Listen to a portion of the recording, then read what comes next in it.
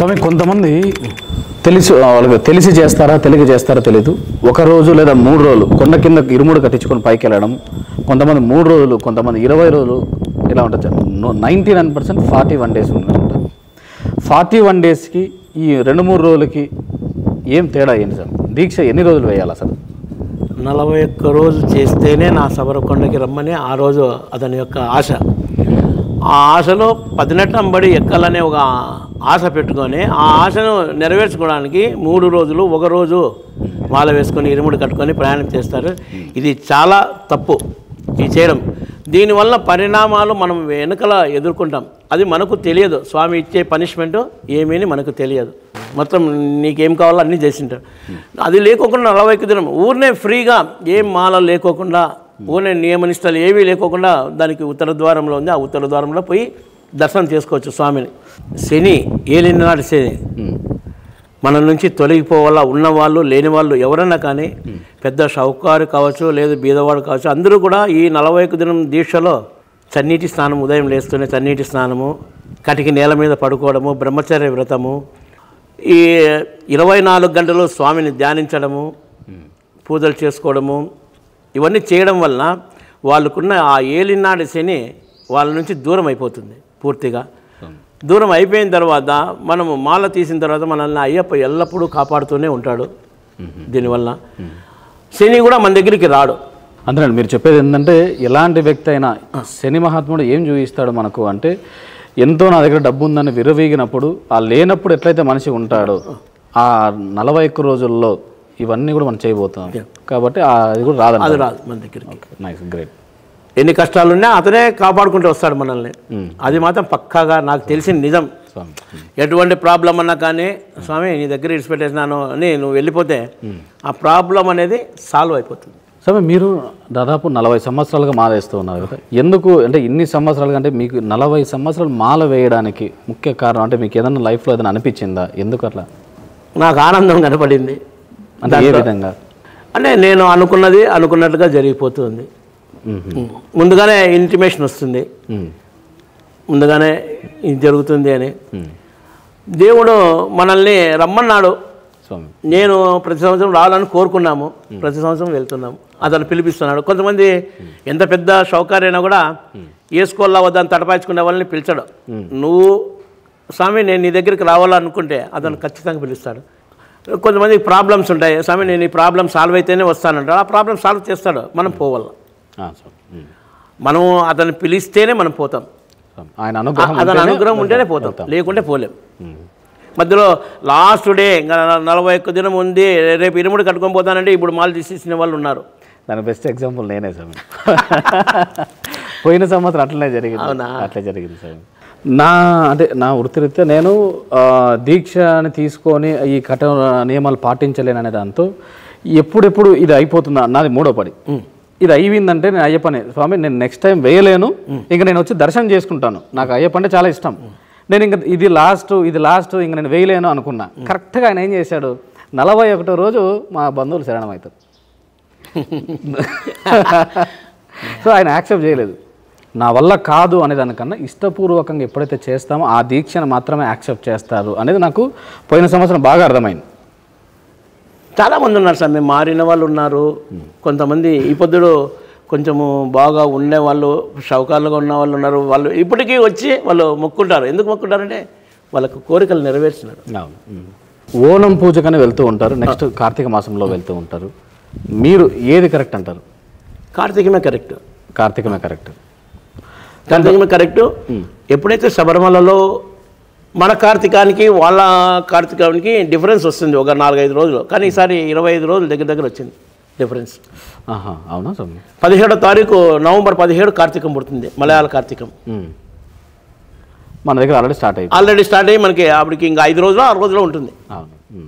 కాబట్టి మనం అందరూ వేసుకున్నారు కార్తీకం అని. కానీ యాక్చువల్గా శబరిమలలో 17వ తారీఖు, ఈ 16, 17 తారీఖులో వేసుకుంటారు. ఓకే. టెంపుల్ ఎప్పుడైతే నా ఫస్ట్ నుంచి పాలసీ ఏముందంటే ఫస్ట్ టెంపుల్ ఎప్పుడు తెరుస్తారో ఆ తేదీకి మనం వేసుకోవాలి. మళ్ళీ దానికి ముందు వేసుకోను, వెనక వేసుకోను. అవునా? కార్తీకంలోనే ఎప్పుడైతే శబరిమల టెంపుల్ ఓపెన్ అవుతుందో ఆ రోజు చేసుకుంటాను. అచ్చా, ఓకే. కొంతమంది డిసెంబర్ 31కి అంటే అక్కడ వింటూ ఉంటాం కదా, డిసెంబర్ 31కి అప్పుడు 41 రోజు కాకపోయినా ముందే వేసుకొని పోయి వస్తూ ఉంటారు కదా స్వామి. అంటే 41 దినం కాకనే ఆ 31st కోసం కొంతమంది పోయి వచ్చే వాళ్ళు ఉంటారు. మీకు అలాంటి వాళ్ళు ఇప్పుడు చూసినప్పుడు ఎట్లా అనిపిస్తుంది స్వామి? శిష్యుల్లో ఒక కాలంలో ఉండింది కానీ ఇప్పుడు లేరు, పిల్లలందరూ మారిపోయినారు, అంతా మన ఎంబడి బయలుదేరుతారు. ఇప్పుడు ఎవరో పాత జనరేషన్లో ఉన్నారు కానీ 31st చేసుకోవాలా, జనవరి 1st చేసుకోవాలా అని ఇప్పుడు ఎవరు లేరు, ఇప్పుడు ఉండే జనరేషన్లో ఎవరు లేరు, అంత పిల్లలందరూ. స్వామి చిన్నపిల్లలకి కన్యాస్వాములు చిన్నపిల్లలకి చాలామంది మాల వేయిస్తూ ఉంటాం కదా, వాళ్ళు కూడా మనలాగే పెద్దవాళ్ళలాగే నియమనిష్టలు కంపల్సరీగా పాటించాలా? వాళ్ళకి ఏమైనా అంత ఇంత ఎగ్జామ్షన్ ఏమైనా ఉంటుందా? వాళ్ళకి ఫుల్ ఎగ్జామ్షన్ ఉంటుంది స్వామి. వాళ్ళ చిన్నపిల్లలకి మాల వేసి 41 దినం వాళ్ళ మెడలో మాల ఉండాలి అంతే. అయ్యప్ప వాళ్ళు కాపాడుతూనే ఉంటాడు. వాళ్ళకి మనకి పరీక్ష పెడతా ఉంటాడు అయ్యప్ప చిన్నపిల్లల ద్వారా. 3 పూటలు అడుగుతారు, 3 పూట్ల పెట్టండి వాళ్ళకి భోజనము, నో ప్రాబ్లం. 4 పూటలు అడుగుతారా, 4 పూట్ల పెట్టండి. రాత్రి పండుకున్నాక తింటామంటారా, పెట్టండి, నో ప్రాబ్లం. వాళ్ళకి మెడలో ఉన్నంత కాలము అయ్యప్ప వాళ్ళకి విద్య బుద్ధి మంచి బుద్ధినిచ్చి మంచి దారిలో నడిపించి మంచి స్థాయికి తీసుకొని వస్తాడు. అట్లా చాలామంది నేను చూసిన పిల్లలకు మాల వేసి వాళ్ళని ఉన్నత స్థాయిలో పెంచి ఈరోజు డాక్టర్లు ఉన్నారు పిల్లలు మాల వేసి. కాబట్టి వాళ్ళకి ఎటువంటి రిస్ట్రిక్షన్స్ లేవు. చన్నీళ్ళు కూడా లేదు. జ్వరం వస్తుంది అప్పుడు మనం మాత్రలు వెళ్ళా, డాక్టర్ దగ్గర పోండి, డాక్టర్ దగ్గర పోండి. లేదు ఉడుకు నీళ్ళు పోస్తే తగ్గిపోతుంది, ఉడుకు నీళ్ళు కంపల్సరీ. వాళ్ళకి పిల్లలకి తన్నీళ్ళ స్నానం చేయకూడదు. పిల్లలకి చిన్నపిల్లలకి ఉడుకు నీళ్ళు పోయండి, వేడి నీళ్ళు పోసేయండి, నో ప్రాబ్లం. అయ్యప్ప ఏమి అనుకోడు వేడి నీళ్ళు పోసినారని, ఏమనుకోడు. వాళ్ళకి 100% వాళ్ళకి ఎగ్జామ్షనే. మంచి ఇన్ఫర్మేషన్ ఇచ్చారు సార్. స్వామి ఇరుముడి తీసుకున్నాక కొంతమంది చెప్తూ ఉంటారు గురుస్వామి ఇరుముడి దించాలా, గురుస్వామి ఎత్తాలా అని. ఎందుకు స్వామి అట్లా? స్వామి ఇరుముడి కన్యాస్వాములు ఎప్పుడు వాళ్ళ సొంతంగా దించకూడదు, ఎత్తుకోకూడదు అని చెప్పేసి అంటూ ఉంటారు కదా, ఎందుకోసం ఈ నియమం పెట్టారు స్వామి? ఇరుముడిలో 2 భాగాలుగా ఉంటాయి. ఇరుముడి అంటే 2 ముళ్ళు అని. 2 ముళ్ళలో ఒక ముడిలో స్వామికి అర్పించే నెయ్యి టెంకాయ, కలకండ, గోడంబి, ద్రాక్ష ఇవి ఉంటాయి.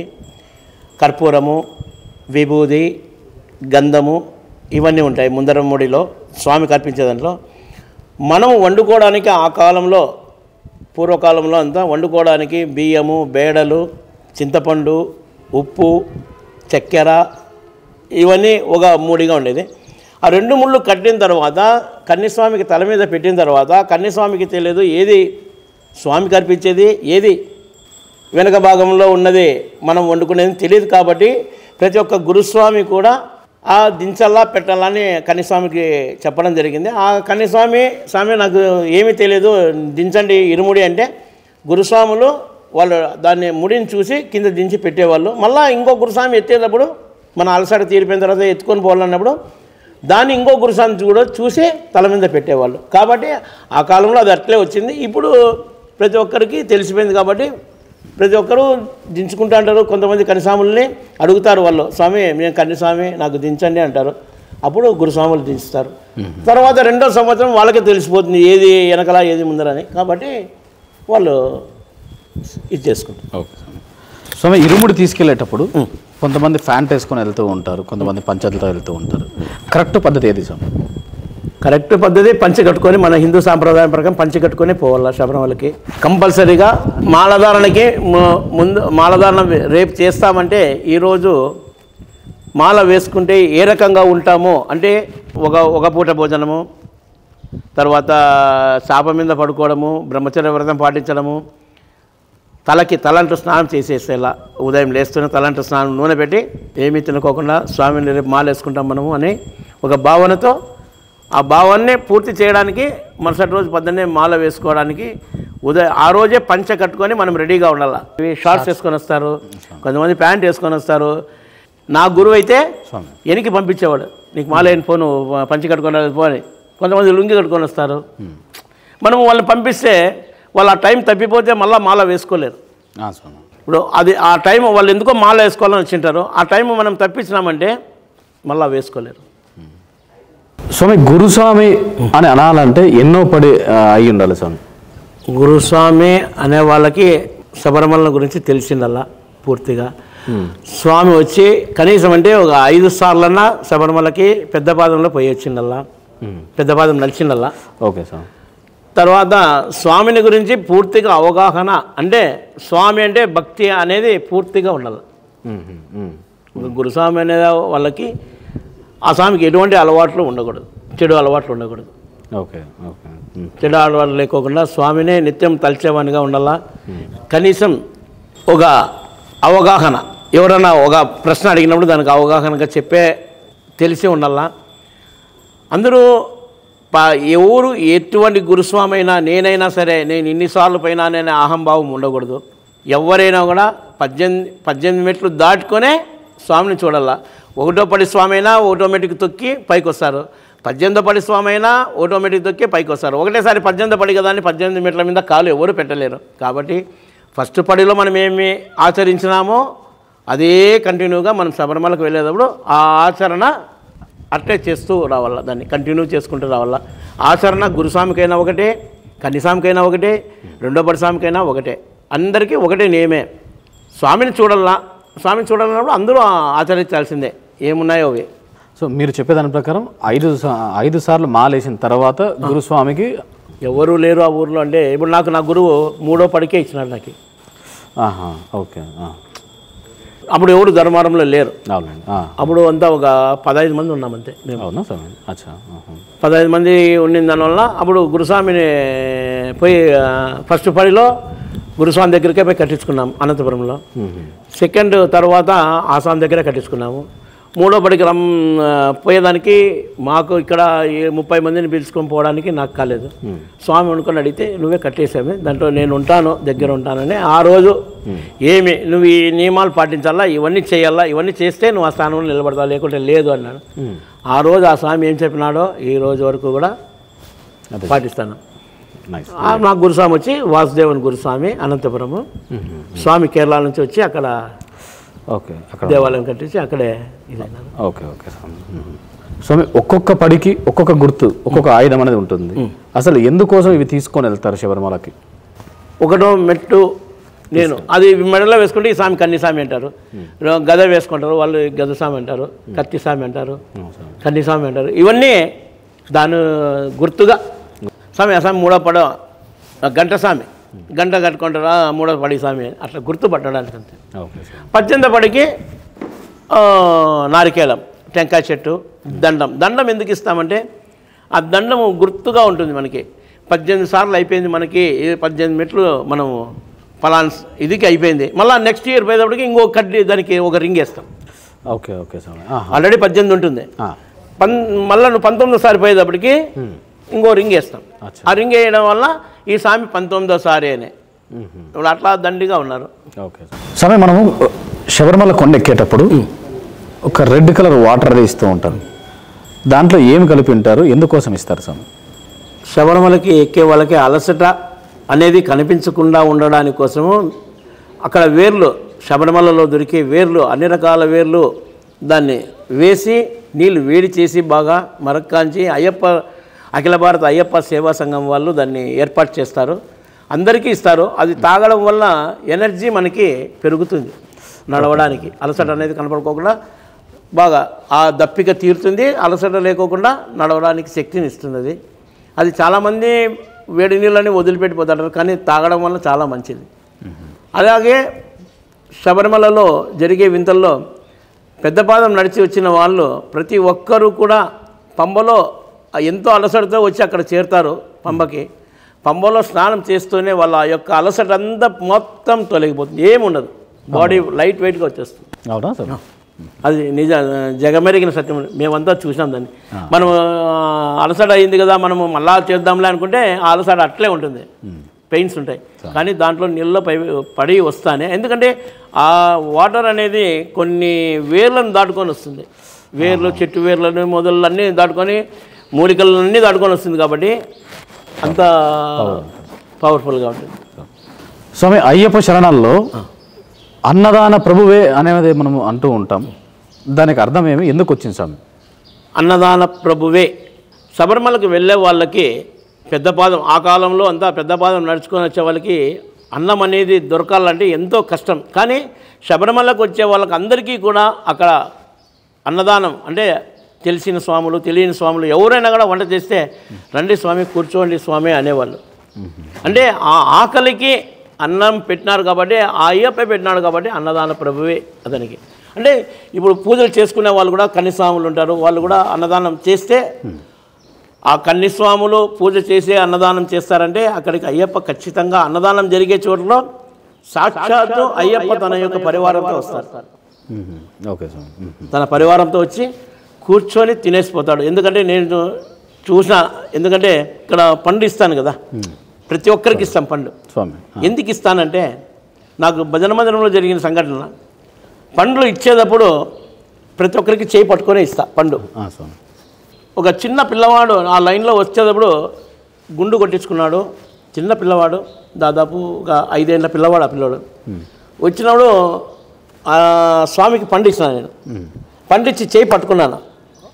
వెంటనే ఒక రకమైన షాక్ మీకు, నాకే షాక్ అయితేనే మా పిల్లలు చెప్పినాను, ఆ స్వామిని వెంబడించండి అన్నాను. ఆ స్వామి ఎవరు చూడండి, ఎక్కడ పోతాడు చూడండి. నేను వీళ్ళకి నేను చెప్పిన 2 నిమిషాల్లో లేడు ఆ పిల్లడు. అక్కడ వేసుకొని ఎక్కడ ఉన్నాడని మన ధర్మవరం భజన మందిరంలో. కాబట్టి ఆ రోజు నుంచి కూడా, అప్పుడే అంతకుముందు నుంచి కూడా ఇస్తాను. ఇప్పుడు కూడా నేను ప్రతి ఒక్కరికి పండు అందల్లా, చిన్నపిల్లల దేకి పెద్దవాళ్ళకి కూడా పండు అందాలి అనేది ఉద్దేశం. అది ఎన్ని కేజీలైనా ఖర్చు కానీ. స్వామి పెద్దపాదం మొదలుపెట్టినప్పటి నుంచి సన్నిధానం వచ్చేలోపు ఏమేమి దాటుకొని వస్తారు స్వామి? పెద్దపాదంలో నడిచే వాళ్ళు ఫస్ట్ ఎరిమేలి పీఠశాస్త్ర ధర్మశాస్త్రాన్ని దర్శనం చేసుకుంటారు. వావర్ దర్గాని దర్శనం చేసుకుంటారు. అక్కడి నుంచి అలుదా నదికి వస్తారు. అక్కడ మునిగి 2 రాళ్ళను తీసుకొని పైకి ఎక్కి అలుదా మేడులో మహిషి సంహారం చేసిన స్థలంలో మహిషి లేకోకుండా ఉండాలని అక్కడ రాళ్ళు వదులుతారు. ఆ రాళ్ళు వదిలేసి అక్కడ నుంచి కరివలందోడు, కరిమల కష్టమైన కరిమల, అది ఎక్కడము దిగడం అట్లే ఉంటుంది. కరిమల ఇడుస్తానే సిరియానవట్టం ఇడుస్తానే పెరియానవట్టం. అక్కడ పెరియానవట్టంలో ఆ నదీ తీరంలో స్వామి దొరికినట్లుగా ఇది ఉంది. తర్వాత అక్కడి నుంచి పంబ వదులుతానే నీలిమల, అప్పాచిమేడు, శబరిపీఠం, శరంగుత్తి, 18 సన్నిధానం. ఇవి స్వామిని చూడడానికి మనం దాటుకొని వచ్చే స్థలాలు. స్వామి రాయలసీమలోనే చెప్పుకోదగ్గ దేవాలయం నిర్మించారు అయ్యప్పది. అంటే ఈ రాతి కట్టడం అయితేనేమి ఇంత పెద్ద దేవాలయం నిర్మించారు. ఎలా సాధ్యమైంది స్వామి ఇంత పెద్దగా? దీన్ని స్వామిని తీసుకొచ్చి ఇక్కడ నిలబెట్టాలని ఒక దృఢ సంకల్పం చేయడం జరిగింది. ఆ దృఢ సంకల్పము అయ్యప్ప ఇక్కడికి వచ్చి కూర్చున్నాడు. దీన్ని దాతల సహకారంతోనూ భిక్షాటన కార్యక్రమంతోనూ చేయడం జరిగింది. చేసిన శిష్య బృందానికి అందరూ కూడా సహాయపడడం వలన ఇక్కడ పని చేయడంలో కానీ ఏ విషయంలో కూడా అందరూ నాకు తోడ్పడిన దానివల్ల ఈ దేవాలయాన్ని ఈరోజు నిలబెట్టగలిగినాము. స్వామి యొక్క అనుగ్రహం కూడా పూర్తిగా మా మీద ఉంది అనేది బాగా అర్థమైపోయింది మాకు. వాస్తవమే స్వామి. ఎందుకంటే ఇంత పెద్ద ఎత్తున మీ మీద ఎంతో నమ్మకం ఉంటే కానీ అందరూ కూడా ముందుకు రాదు. ఇది చాలా నిజంగానే మా అందరి నమ్మకాన్ని అసలు ఇక్కడ రాగానే ఎవరైనా కానీ ఈరోజు నాకు తెలిసి రాయలసీమలోనే ఎంతో అనుభూతి పొందే విధంగా కట్టించారు. ప్రత్యేక ధన్యవాదాలు స్వామి. థ్యాంక్ యూ స్వామి.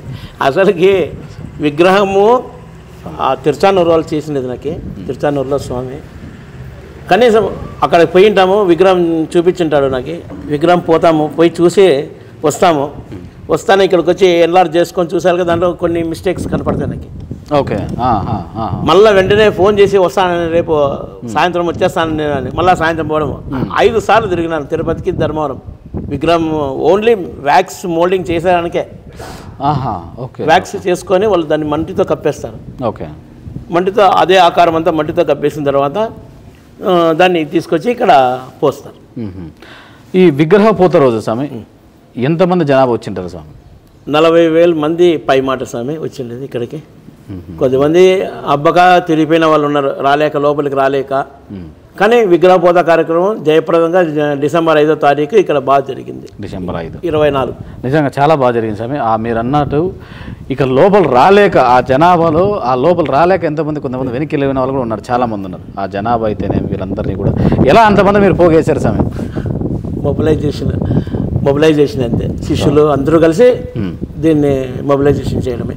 విగ్రహ పూజ పోసే రోజు విగ్రహం అక్కడ మోల్డింగ్ అయితే అని పోస్తున్నారు, పైన పచ్చి కూర్చుంది, పైన ఇక్కడ కలసం మీద. కలసం అంటే అప్పుడు కలసం లేదు, కడ్డీ అప్పుడు కడ్డీ నవగ్రహాలకు ఎత్తుంది అలా కడ్డీ ఉంది, దాని మీద పచ్చి కూర్చుంది. వచ్చి ఆ పచ్చికి చుట్టూరా ఒక వలయం, అంటే ఒక కాంతివంతమైన వలయం చుట్టూ ఆ పచ్చికి అది కరెక్ట్గా అక్కడ మోల్డ్ పోసే టయానికి వచ్చింది. అది అదే మేము కూడా చూడలేదు, వేరే వాళ్ళు కరెక్ట్గా టయానికి మా పిల్లలు ఉన్నారు ఇక్కడ, వాళ్ళు చూసినారు పైన కరెక్ట్గా అయిపోయే వరకు ఉంది ఇది పైన. అవునా సార్? తర్వాత ఇది ధ్వజస్తంభము విగ్రహ పూజ, విగ్రహాలు ప్రతిష్ఠ చేసే రోజు పైన విగ్రహం గుర్రం ఉంది కదా పైన అశ్వం. 13వ తారీఖు ఇక్కడ అన్నీ పెట్టేసినాం, 12వ తారీఖు నుంచి పూజలు, 11వ తారీఖు నుంచి పూజలు, 4 రోజుల పూజలు జరుగుతున్నాయి. అశ్వం ఉంది, అన్నీ ఉన్నాయి. 14వ తారీఖు తెల్లారుజామున పైకి ఎక్కించాల. శిల్పి ఉన్నాడు కదా, ఆ శిల్పికి చెప్పేసిపోయినా కరెక్ట్గా నువ్వు మా 3:30కి పైకి ఎక్కేలా నువ్వు దాన్ని 3:30 వరకు టచ్ అయ్యింది నువ్వు అని. ఆసామి ఏం చేసినాడు, లేట్ అవుతుందని ఉద్దేశంతో 2:30కి వచ్చి లేపినాడు దాన్ని, విగ్రహాన్ని. లేచిన కదలలేదు. అప్పుడే అనుకున్నాడ, అయ్యో ఇది కదలలేదు, మనం మళ్ళీ వస్తామని 3:30కు 3:20 15కి వచ్చినాడు. పైకి ఎత్తినాడంట, అంతే. పైకి ఎత్తేటప్పుడే గాలి బాగా విపరీతమైన గాలి, అంటే అశ్వం పరిగెత్తితే ఎంత స్పీడ్తో గాలి వస్తుందో అంత గాలి వచ్చింది. పైకి పోయి పెట్టి లాక్ చేసినాడు అంతే దాన్ని. విపరీతమైన వర్షం ఆ రోజు. అవునా సార్? విగ్రహ ప్రతిష్ఠ రోజు ఏమీ లేదు వర్షం. విగ్రహ ప్రతిష్ఠ అయిపోయింది రాత్రి 14వ తారీఖు పొద్దున్నే. రాత్రికి షెడ్లు గిళ్ళన్నీ పడిపోయినాయి మొత్తం అంతా. అంటే అంత విపరీతమైన, అంటే అతని దీనికి ఏది కూడా అడ్డం లేకోకుండా చేసుకున్నాడు. ఆ ఒక్కరోజు ఎటువంటి ఆటంకం లేదు. అదేకైనా ఆ రోజు వచ్చింటికినా మేము లేం.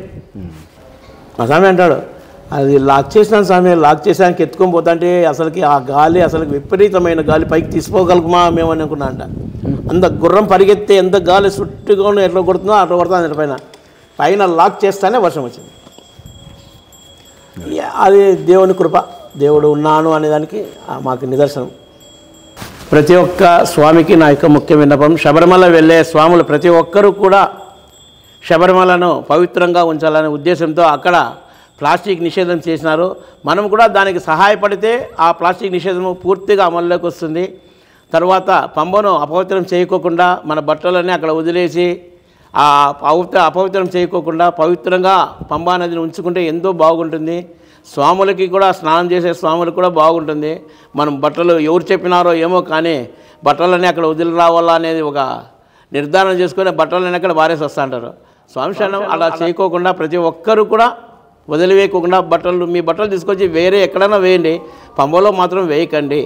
మనం పవిత్రంగా మన దేవస్థానం, మన యొక్క దేవాలయం, మన యొక్క ఇండ్లు అనుకొని దాన్ని పవిత్రంగా ఉంచుకుందాం. జంతువులని కాపాడుదాం. ఆ ప్లాస్టిక్ తిని ఎన్నో జంతువులు చనిపోతున్నాయి, ఏనుగులు ఇవన్నీ. కాబట్టి ఎక్కడంటే అక్కడ మూత్ర విసర్జన చేయడం కానీ, మన యొక్క శబరిమలని ప్రతి ఒక్క స్వామి కూడా, ఇంకా చేసే స్వాములు ఎవరైనా ఉంటే వాళ్ళను కూడా మీరు తీర్చిదిద్దండి. మంచిగా శబరిమల దేవస్థానాన్ని మనం పవిత్రంగా ఉంచుకుందాం. మన యొక్క అయ్యప్పని పవిత్రంగా చూసుకుందాం. స్వామి శరణమయ్యప్ప.